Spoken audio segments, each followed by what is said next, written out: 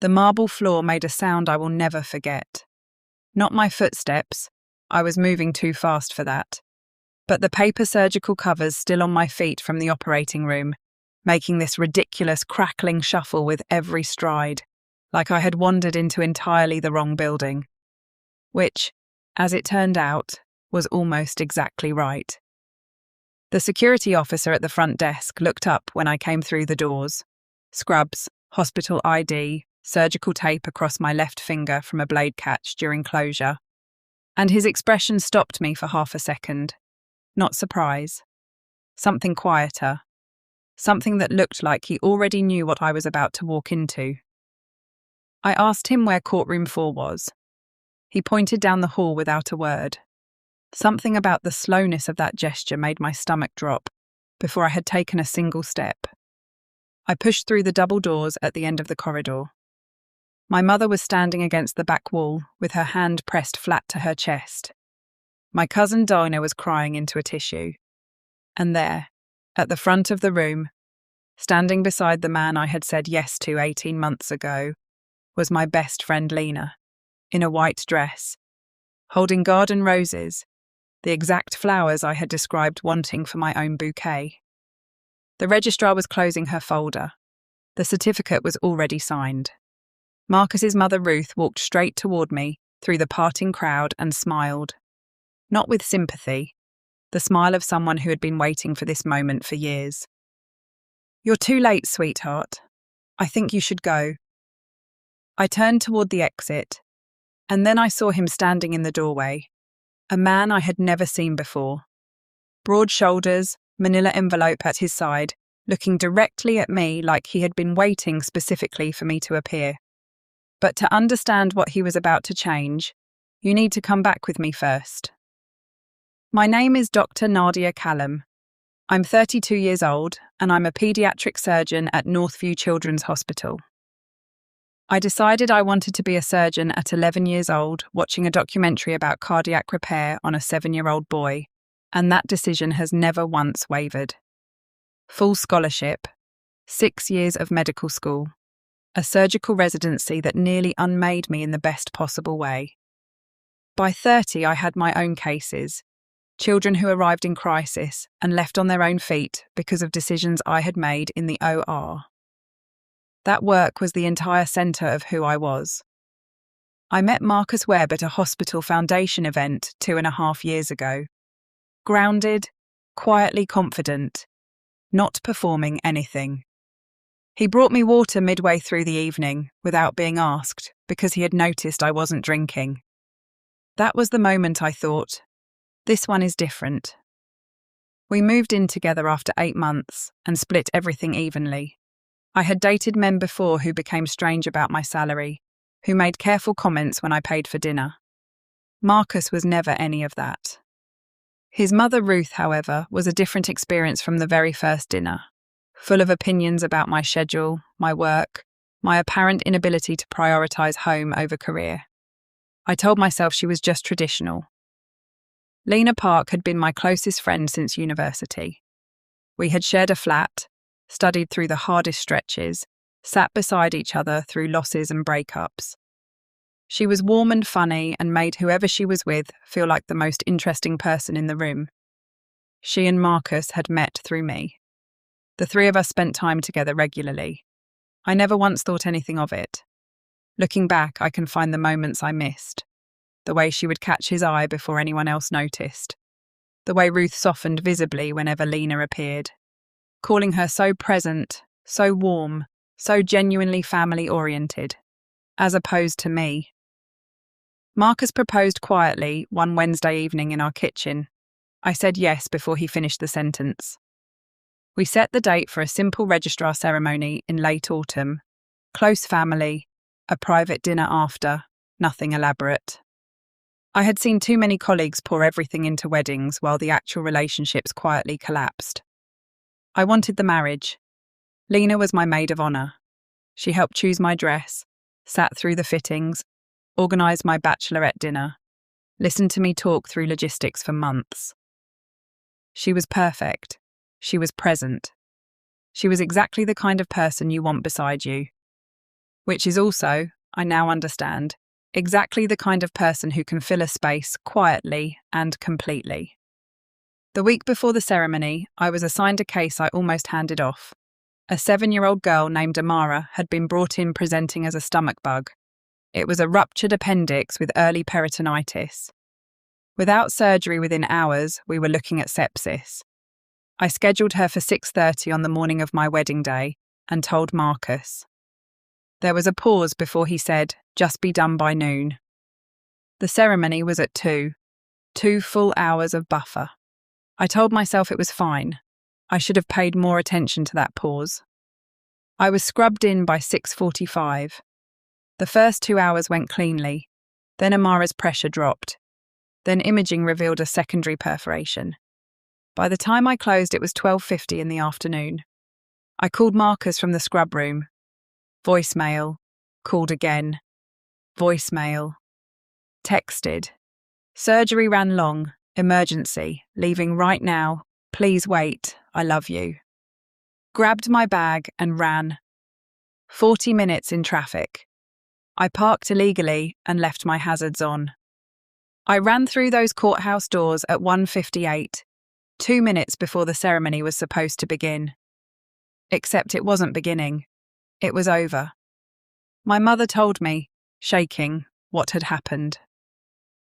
Ruth had suggested moving the ceremony forward 30 minutes because of a scheduling conflict with the registrar. The ceremony had started at 1:30. It ended at 1:47. Lena had been standing there from the start. I stood in that corridor and understood, with a slowness that felt almost gentle, that the 2 people I trusted most completely had chosen the morning I saved a child's life to end mine. That's when the man in the doorway stepped forward. Detective Samuel Adeyemi, County Financial Crimes Unit. He had been trying to reach me for 4 days, he said. Left messages at the hospital. He asked me to step into the corridor and I followed him without hesitation because anything was better than standing in that room another second. Ruth appeared immediately at my shoulder. This is a private family occasion. She was just leaving. Detective Adeyemi looked at her pleasantly and then passed her. Ma'am, I wasn't speaking to you. In the corridor, he opened the envelope. Dr. Callum, how much do you know about Marcus Webb's finances? I told him we split shared costs evenly, and I had never looked further than that. He asked if I knew about a civil fraud claim against Marcus 3 years ago. I didn't. A judgment of $190,000 from a failed property partnership. I didn't know that either. My legs went cold. Then he showed me the business registration document. Webb and Park Creative Properties Limited. Registered 16 months ago. Primarily funded through a joint account opened 14 months ago. Park. Lena Park. Did you co-sign any accounts with Marcus Webb? I thought about a Saturday morning 8 months ago. A bank branch. A thick stack of papers Marcus described as apartment refinancing. A pen already in my hand before I had finished reading the first page. I had been running on 3 hours of sleep, and I had trusted him completely. I think I did, I said. Over 11 months, approximately $94,000 moved through that account. Your name is on it. I've been trying to reach you to determine whether you were a participant or a victim.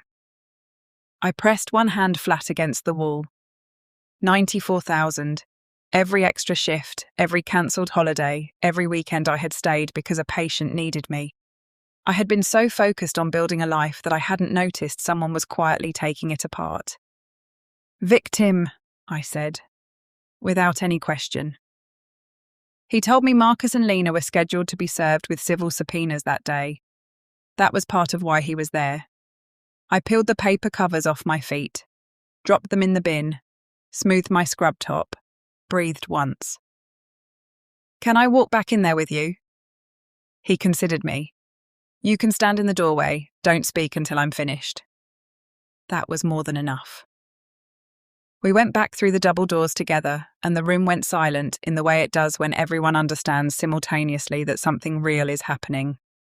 Marcus looked up, saw the badge on Detective Adeyemi's belt, and the colour left his face completely and quickly enough that it was almost clinical to observe. Lena's eyes moved from me to the detective to the envelope, and I watched the exact moment understanding arrived. She reached for Marcus's arm. He stepped away. Ruth stepped forward, the only person in the room who still looked composed. "Who are you? What is this?" "Detective Samuel Adeyemi, County Financial Crimes Unit. I have civil subpoenas for Marcus James Webb and Lena Sujin Park in relation to an ongoing fraud investigation concerning Webb and Park Creative Properties Limited." He held out the first document. Marcus's hand shook when he took it. When Lena took hers, it slipped from her fingers and fell to the floor. She bent to pick it up, and when she stood, her face was flushed from her throat to her hairline. She was still in the white dress. She was still holding the roses she had chosen, knowing they were the ones I had wanted. "My cousin Dana said from the back of the room, loudly and without any apparent concern for the occasion, 'Absolutely not. I knew it.' Detective Adeyemi gave me a small nod and handed me his card. I looked at Marcus Webb, the man who had moved our ceremony forward 30 minutes so I would miss it, who had signed documents with my name without telling me, who had built a company with my best friend using money that was partly mine. "I genuinely hope it was worth it," I said. I didn't wait for his face to respond. I walked to my mother, let her hold me for 10 seconds, all of it moving through me in those 10 seconds. The exhaustion and humiliation and grief for something I had genuinely believed in. And then I stepped back, took her hand and said, "I'm all right. Let's go." My cousin Dana grabbed her coat. 3 other guests who had come for me followed without being asked. We walked out together and the door closed behind us. That was the last time I was ever in the same room as Marcus Webb. The investigation moved quickly once I gave my formal statement. What Marcus and Lena had built was more elaborate than the initial filing suggested, a pattern across multiple accounts spanning nearly 2 years. Ruth had known the outline and said nothing. I recovered most of what had moved through that account. Not every cent, but enough that the number stopped feeling like an open wound. I went back to work. I took my cases. I stood in operating rooms, and children went home on their own feet. And the thing that had made me miss my own wedding remained the most consistently, undeniably real part of who I was through everything else. A year later, I stood in my apartment, signed in my name alone, quiet in the way that only feels like peace when you've earned it. And I thought about the woman who had run through those courthouse doors in her scrubs. She had been so certain she was arriving late to the most important moment of her life. She had absolutely no idea she was arriving exactly on time. If you like the story, please like and comment below, and don't forget to subscribe. See you in next one.